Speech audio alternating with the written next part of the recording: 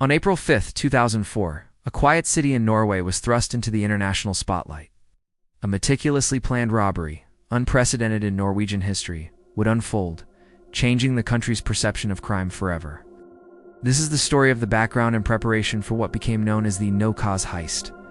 Our story begins in Stavanger, Norway's third-largest city, nestled on the country's southwestern coast.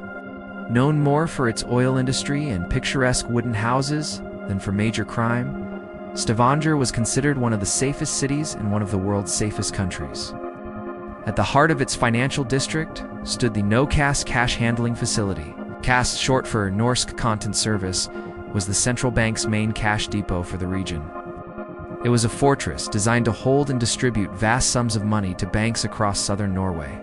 On any given day, it held hundreds of millions of Norwegian krone, especially just before a major holiday like Easter, which was approaching. The building itself was a symbol of security, constructed with reinforced concrete, thick steel doors, and what was believed to be an impenetrable security system, including multiple layers of surveillance and alarms connected directly to the police. To the public, and even to the authorities, the idea of a successful, large-scale attack on this facility was almost unthinkable. But one man thought differently.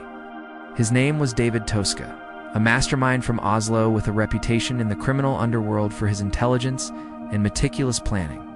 Toska was not your typical brute force criminal. He was a planner, a strategist who saw security systems not as barriers, but as puzzles to be solved. In the early 2000s, he had already made a name for himself with several successful, non-violent heists.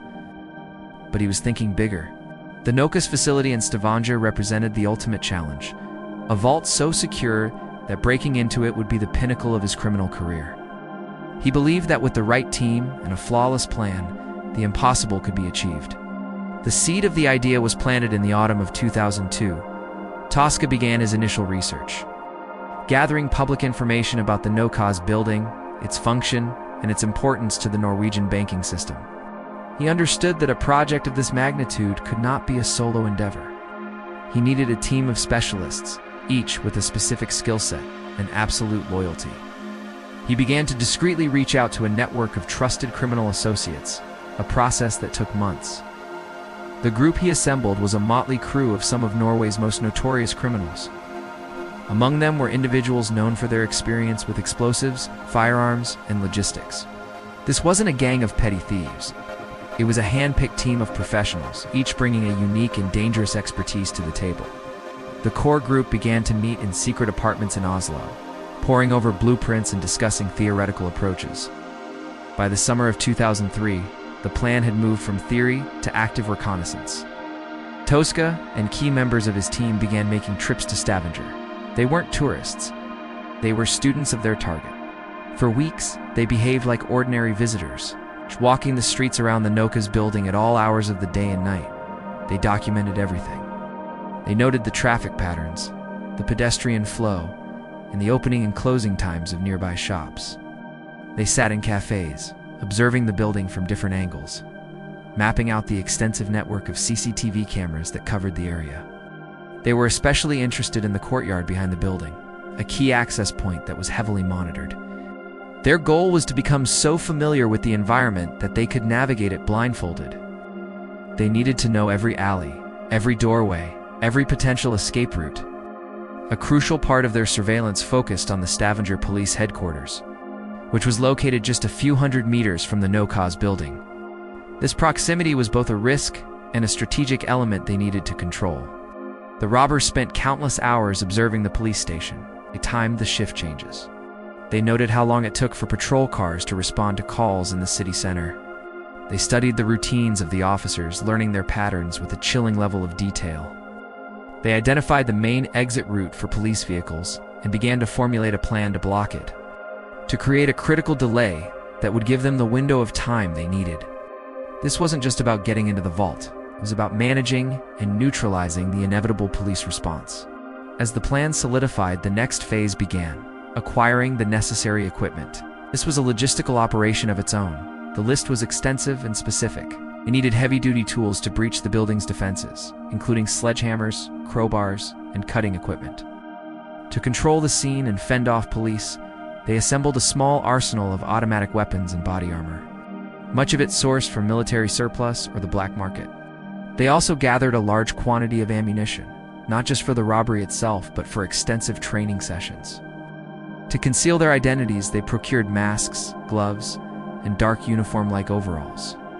Communication was key, so they obtained police scanners to monitor law enforcement channels and walkie-talkies for their own team coordination. Finally, they needed getaway vehicles, multiple cars that would be stolen and strategically placed for a multi-stage escape. With the equipment gathered, the team moved into a secluded, rented property outside of Stavanger. This hideout became their headquarters and training ground in the final weeks leading up to the heist. Here, they meticulously rehearsed every single step of the plan. They practiced their entry, the use of their tools, and the precise sequence of actions they would take inside the building. They conducted live fire drills in a remote area to familiarize themselves with their weapons. They drilled their communication protocols using code words and signals. Every member was assigned a specific role and a specific task. There was no room for improvisation. Tosca's philosophy was clear. Success depended on every person knowing their job perfectly, so that when the time came, they would operate not as individuals, but as a single, efficient machine. As March 2004 drew to a close, all the pieces were in place. The team was assembled, the equipment was ready, and the plan had been rehearsed to perfection.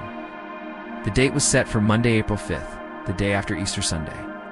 The timing was deliberate. They knew the NOKAS vault would be filled with cash from the holiday weekend, an amount estimated to be over 50 million Norwegian kroner. The city would be quiet, and many people would still be on holiday, including some police officers. The robbers moved their stolen vehicles into position around Stavanger, ready for their escape. The final days were a period of tense calm. The culmination of nearly 2 years of obsessive planning was about to be unleashed on an unsuspecting city. The stage was set for a confrontation that would make history.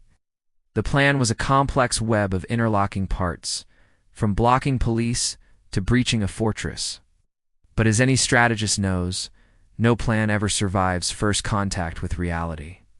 What happened when this meticulously crafted operation met the real world, and how a quiet morning in Stavanger erupted into chaos, is a story of unforeseen complications and fatal consequences.